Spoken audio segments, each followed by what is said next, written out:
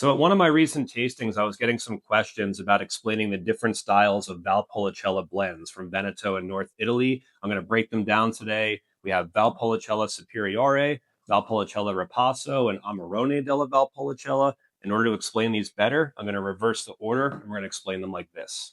So first of all, what is a Valpolicella? Valpolicellas tend to be blends. They come from the Veneto region of North Italy, and your three main grapes are going to be Corvina, Corvinone, and Rondinella.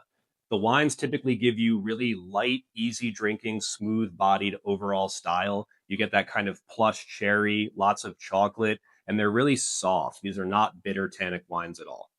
So your main style you would start with is a Valpolicella Classico Superiore. Like I said, this is a blend of the three main grapes of that region. This is just a simple wine made with a simple blend. There's no real bells and whistles, no special tricks in the winery. The wines are light, easy to drink, but there's nothing super unique about them. So the main wine style of this region is going to be the Amarone della Valpolicella. And this wine is made in a very unique style called a passamento. That's going to be where the winemaker dries the grapes out completely before fermentation. Takes about 3 or 4 months. It makes a really concentrated wine. You get a lot of grape sugar built up, so you get a lot of body as well as really high alcohol. I often see these coming in at 16 or 17%. They're really made to be food wines. I pair them a lot with dark chocolate, like dessert. You can also do them with grilled red meat, like lamb, pork, things like that.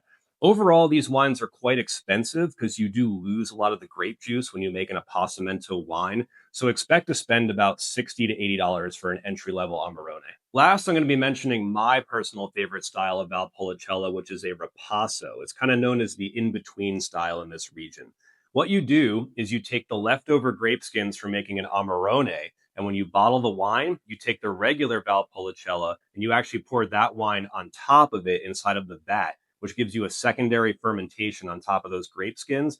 Kind of gives you a little bit more of a full bodied style of Valpolicella, and you get way more of those luscious tannins, kind of like what you see in the Amarone.